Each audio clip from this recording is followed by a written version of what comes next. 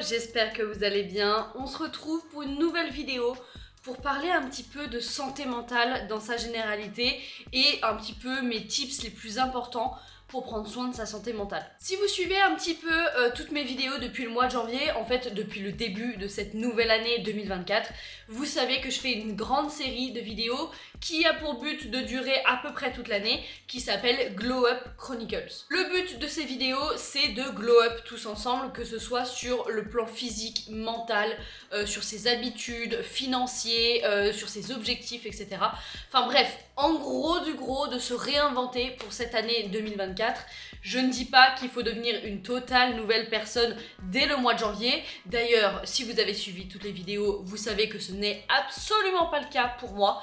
Vraiment, pour le moment, on y va mollo mollo et j'ai vraiment du mal à me reprendre en main en ce début d'année. Bref, c'est pas du tout le sujet. Aujourd'hui, nouvelle vidéo de cette série pour parler un petit peu de santé mentale et comment prendre soin de soi au-delà du côté physique. J'avais déjà fait une vidéo sur les 6 piliers du self-care pour moi et je parlais de prendre soin de soi au niveau physique, au niveau hyper superficiel parce que pour moi ça reste hyper important, mais je donnais aussi un petit peu des tips pour prendre soin de soi à plein d'autres niveaux, donc n'hésitez pas à aller regarder cette vidéo avant celle-ci. Dans cette vidéo, du coup, aujourd'hui, je vais vous parler des 5 plus gros conseils, qu'ils soient basiques ou pas, mais je vais vraiment les détailler à fond et essayer de vous faire comprendre, de vous transmettre pourquoi pour moi c'est des conseils qui sont hyper importants dans ma santé mentale et surtout dans le chemin que j'ai envie de parcourir cette année. Il va y avoir des trucs hyper basiques entre guillemets, des trucs qui le sont un peu moins et aussi une ou deux techniques vraiment pour réguler son angoisse, sa déprime et sa santé mentale en termes généraux. Bref, j'arrête de blablater et on commence tout de suite. Premier conseil, et s'il vous plaît ne m'en voulez pas, je vais donner le conseil le plus bateau et le plus évident au monde, c'est d'aller voir un psy. Une personne qui fait partie du corps médical ou un professionnel de santé.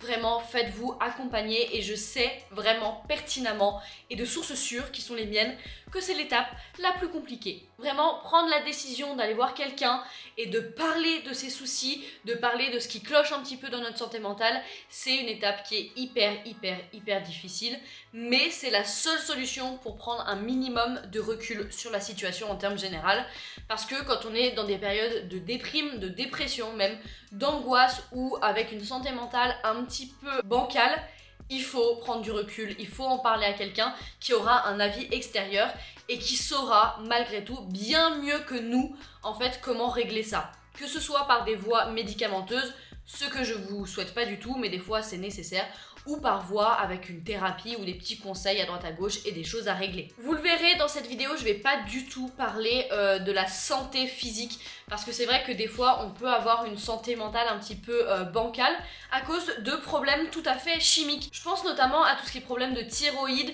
ou hormonal, ça peut énormément jouer. Donc peut-être que la première étape en vrai c'est pas du tout d'aller voir un psychologue, c'est d'aller voir un corps médical en termes généraux et faire des analyses. Voilà, c'est pour ça que quand vous prenez un rendez-vous chez un médecin, c'est aussi important peut-être de signaler en fait vos problèmes dans la sphère psychologique parce que ça peut être réglé juste avec un rééquilibrage d'hormones ou alors des médicaments qui peuvent réguler tout ça. Ok, premier conseil fait. Maintenant, on peut passer à autre chose. Un des trucs qui m'aide le plus en ce moment, en tout cas pour ma santé mentale personnelle, c'est de sortir, prendre l'air.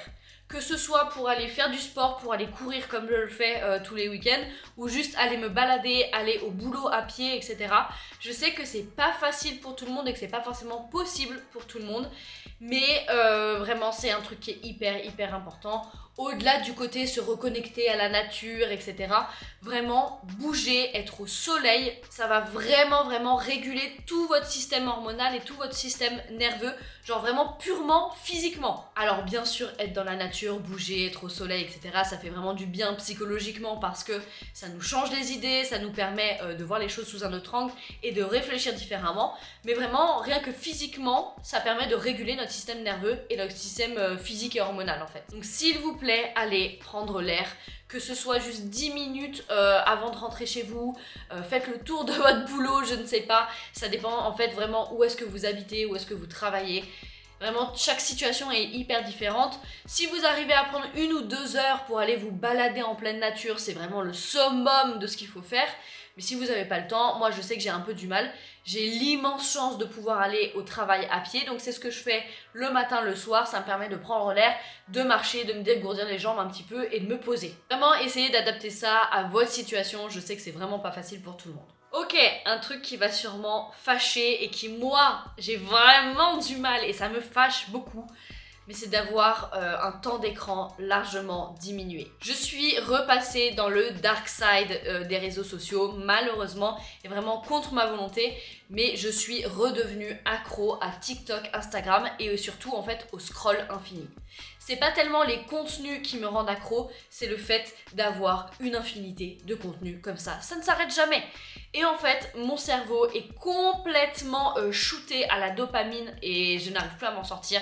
Vraiment, je rentre du boulot. Si je me pose 30 secondes sur mon canapé avec mon téléphone, en fait, ça dure 2 heures. Et je ne m'en rends pas compte et surtout, je n'arrive pas à décrocher. Vraiment, c'est trop compliqué.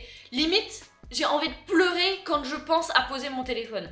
Ça atteint des summums, vraiment, c'est terrifiant. Alors, je ne vous dis pas de ne pas avoir d'écran du tout. Vraiment, c'est pas ça mon conseil. Parce que moi, ce qui m'a beaucoup aidé, c'est de jouer aux jeux vidéo ou alors de lire. Ça reste des écrans, ça reste quelque chose pas physique, mais en fait, vous êtes impliqué personnellement dans ce que vous faites. Vous faites une vraie action. Quand vous jouez aux jeux vidéo, vous décidez, vous êtes vraiment actif dans le jeu. Alors que dans le scroll infini, vous n'êtes absolument pas actif. Vous passez comme ça, comme ça, comme ça, et vous ne faites rien en vérité. Vous êtes hyper shooté à la dopamine, mais c'est tout. Alors que quand vous êtes actif, il y a un vrai travail émotionnel et cognitif, et ça vous permet de sortir en fait de ce scroll infini et de cette passivité qui est absolument terrible. Donc vraiment, moins de temps d'écran sur vos téléphones, mais en réalité moins de temps d'écran sur les réseaux sociaux. Si vous jouez ou si vous lisez, moi je trouve que ça passe beaucoup mieux. Bref, dans tous les cas, soyez actifs dans vos consommations d'écran, c'est le plus important. Un autre conseil très concret, c'est d'y aller petit pas par petit pas. Je sais que c'est hyper compliqué et quand on a une santé mentale qui est un petit peu bancale, on a envie de changer comme ça du tout au tout et vraiment de se réinventer à chaque réveil. Moi, ça m'arrive très souvent, je me couche le soir pleine de motivation en disant demain je vais faire ma vaisselle, je vais aller faire du sport, je vais m'habiller, mettre des bijoux, etc. Je vais prendre soin de moi, je vais aller me balader, je vais faire du sport, machin. Et le lendemain, je me réveille et je n'ai pas l'énergie de faire tout ça. Du coup, je ne fais rien, je scrolle à l'infini et le soir, je me couche en pleurant parce que je n'ai rien fait et que je ne suis absolument pas fière de moi. Le but, c'est de sortir de ce truc infernal et c'est pour ça que moi, je suis un peu mitigée maintenant sur tout ce qui est to-do list, etc. C'est vrai que ça donne une motivation et ça donne une satisfaction de cocher ce qu'on a fait. Mais en vrai, on voit aussi tout ce qu'on n'a pas réussi à faire et c'est normal de ne pas avoir l'énergie en fait de faire toute notre liste. Et vraiment, c'est pour ça que je vous dis y aller petit pas par petit pas. Fixez-vous des objectifs, non pas en termes de quantité, mais en termes de j'essaie de faire au moins 1 ou alors 2 choses dans la journée. Que ce soit la vaisselle, que ce soit le sport, que ce soit autre chose, on s'en fiche. Mais il faut juste faire un petit pas par un petit pas chaque jour jusqu'à que ça redevienne en fait des habitudes. Et si vous n'avez pas réussi à faire votre vaisselle aujourd'hui, c'est pas grave, vous la ferez demain. L'important, c'est que vous ayez réussi à faire autre chose dans la journée, que ce soit du plaisir ou pas, on s'en fiche, mais que vous ayez été actif dans quelque chose. Alors je sais que parfois c'est beaucoup plus facile à dire qu'à faire, hein. C'est pour ça que parfois il faut choisir des actions qui sont un petit peu plus faciles, un petit peu plus rapides et qui nous coûtent un petit peu moins, juste au moins pour nous remettre dans une bonne dynamique. Et puis 5e et dernier conseil qui là est un truc très concret en fait, c'est l'écriture automatique. Alors je sais que ça fait truc de spiritisme un peu dit comme ça, mais pas du tout. L'écriture automatique, en tout cas dans le sens où je l'entends, c'est faire une sorte de journaling, que ce soit sur votre ordinateur ou sur papier, un truc complètement vierge, et de juste écrire ou dessiner selon ce qui vous vient. Vraiment ne pas réfléchir à l'avance à ce qu'on écrit, juste écrire. Moi j'ai énormément de mal à le faire sur papier comme ça avec un stylo et sur ordinateur.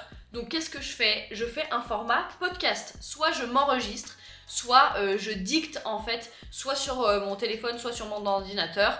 Je dicte mon texte et je parle et je remplis des pages et des pages. Après c'est assez propre à moi parce que je suis une vraie pipelette, vous le savez, mais ça me permet en fait de coucher énormément de choses sur papier et surtout de prendre énormément de recul. Parce que je parle, je couche tout sur papier, je relis ça après et je me dis ah ouais, effectivement, je m'étais pas rendu compte de plein de choses. Effectivement, j'avais juste besoin d'essayer d'exprimer avec des vrais mots et pas juste des émotions, vraiment d'exprimer avec des vrais mots ce que je ressentais. Et une fois que c'est couché sur papier, on se rend compte qu'on a peut-être réagi excessivement, que c'est peut-être pas aussi grave. Et au contraire, des fois ça peut nous faire prendre conscience qu'il y a des problèmes un peu plus graves que le problème pour lequel on a écrit en fait. Moi je sais que ça m'arrive énormément de parler, et d'un coup d'avoir un déclic et me dire ah ouais, en fait c'était pas la vaisselle le problème, c'était quelque chose de bien plus profond et c'était un truc que j'avais du mal à digérer. Je ne dis pas que ça arrive à chaque fois, même pas du tout, mais en fait quand on prend l'habitude de faire ce truc là d'écriture un peu automatique ou alors comme moi de dictée automatique, et bah c'est là où on prend tous les petits réflexes et qu'on arrive à beaucoup mieux verbaliser ce qu'on ressent. Et vraiment, moi je sais que c'est un de mes plus gros problèmes quand je vais pas bien ou quand j'ai ma santé mentale qui commence à dériver un peu, c'est que j'arrive pas à verbaliser. Et c'est pour ça que les choses s'empirent et ça prend des proportions incroyables. C'est parce que je n'arrive pas à verbaliser, donc dans mon cerveau ça ne s'organise pas du tout et ça s'accumule et ça devient tout brouillon, ça devient tout flou et ça prend des proportions horribles. Alors que juste en essayant de verbaliser de quelconque façon, eh ben ça va beaucoup mieux. Bref, voilà en gros mes 5 plus gros conseils. Prendre l'air, aller voir un psy, écriture automatique, être en action sur vos écrans et puis y aller petit pas par petit pas. Je les ai pas du tout cités dans l'ordre, mais je pense que vous avez suivi. Vraiment, une des choses les plus importantes surtout, c'est de se rendre compte que notre santé mentale, elle n'est pas éternelle, tout comme notre santé physique. Vous savez très bien que si vous êtes dans une période où physiquement vous poussez, il va y avoir une période où vous allez devoir récupérer et vous reposer. Pour la santé mentale, c'est la même chose en amplifié x 10 000 parce que ce truc-là d'avoir des périodes en fait très intenses et une petite période de repos, ça ne suffit pas pour la santé mentale et surtout un équilibre dans votre vie. Il faut avoir une certaine constance. Bref, soit cette vidéo était peut-être un petit peu plus courte et un peu plus simple que d'habitude, mais j'en avais vraiment besoin. Je sais que ce genre de vidéo, ça me permet aussi à moi de remettre les choses en perspective et de me rappeler les grands piliers du self-care. Ça fait toujours du bien. Bref, dans tous les cas, j'espère que cette vidéo vous aura plu. N'hésitez pas à laisser un petit like, un commentaire et surtout à vous abonner. Nous, on se retrouve la semaine prochaine pour une nouvelle vidéo. Ciao, ciao!